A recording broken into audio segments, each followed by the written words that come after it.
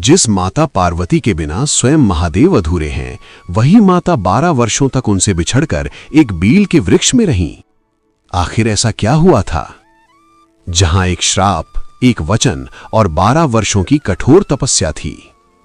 क्या कारण था कि आदिशक्ति माता पार्वती को बील के वृक्ष में वास करना पड़ा? आइए जानते हैं क्यों। एक सच्ची कथा। एक ऐसा वन जहां सूर्य की किरणें भी धरती को छूने से पहले अनुमति मांगती थीं।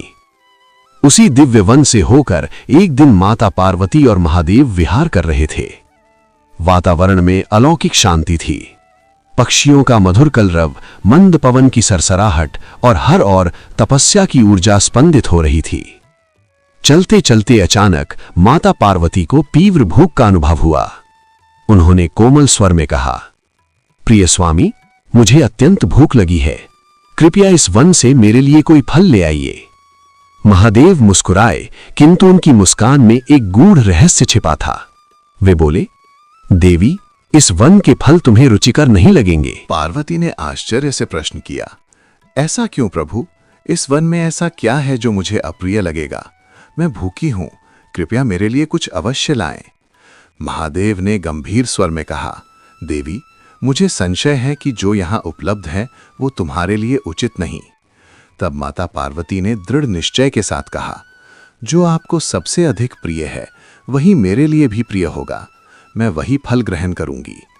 यह सुनकर महादेव समीप स्थित एक प्राचीन विशाल बेल वृक्ष के पास पहुंचे।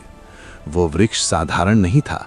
उसकी जड़ें धरती के गर्भ तक जाती थीं और उसकी शाखाएं आकाश को स्पर्श करती प्रतीत होती थीं। महादेव ने श्रद्धा से एक बेल फल तोड़ा और माता पार्वती को दे दिया। बेल फल देखकर माता पार्वती प्रसन्न हो उठी, परंतु उसी क्षण महादेव ने चेतावनी दी, देवी, किसी वस्तु के बाहरी सौंदर्य पर अत्यधिक मोहित मत हुआ करो। जो बाहर से आकर्षक दिखता है वो भीतर से भयावह भी हो सकता है। पार्वती मुस्कुराई, स्वामी, मैं सब जानती हूं, कृपया मुझे ये फल खाने दें। जैसे ही माता पार्वती ने पहला बेलफल तोड़ा, अचानक उसके भीतर से एक भयंकर फुप्पारता हुआ काला नाग निकल पड़ा। क्षण भर में वातावरण भयावह हो उठा। पार्वती ने भय से फल दूर फेंक दिया। हे प्रभु, ये क्या लीला है? मेरे फल में ये विषधर क्यों? महादेव शांत रहे। माता पार्वती ने दूसरा फल तोड़ा और उसमें से भी एक विषैला सर्प निकल आया। अब माता पार्वती क्रोधित हो उठी, प्रभु, भूखे व्यक्ति के साथ ऐसा छल क्यों? ये उचित नहीं। महादेव ने गंभीर स्वर में उत्तर दिया, देवी, ये मेरी लीला नहीं, ये तुम्हारे प्रिय पुत्र गणेश का संकल्प है। गणेश? माता पार्वती चकित रह गई। वे तो यहां नहीं हैं। महादेव बोले, ये बेल वृक्ष पहले निष्फल था। इसने गणेश से वरदान मांगा था कि यदि इसमें फल लगे तो वो उनके लिए व्रत करेगा, परंतु जब वरदान मिला तब इसने अपना व्रत पूर्ण नहीं किया। क्रोधित होकर गणेश ने इसके फलों को सर्प स्वरूप बना दिया। माता पार्वती का हृदय द्रवित हो उठा। स्वामी, यदि ये मेरे पुत्र का श्राप है तो मैं स्वयं इसे मुक्त करूंगी। मैं गणेश के लिए व्रत करूंगी। महादेव गंभीर होकर बोले, देवी, केवल व्रत पर्याप्त नहीं होगा। इस श्राप से मुक्ति के लिए तुम्हें 12 वर्षों तक इसी बेल वृक्ष में वास करना होगा। इस अवधि में तुम इसके पत्तों के अतिरिक्त कुछ भी ग्रहण नहीं करोगी। क्षण भर के लिए वन में सन्नाटा छा गया। ये तपस्या असंभव थी।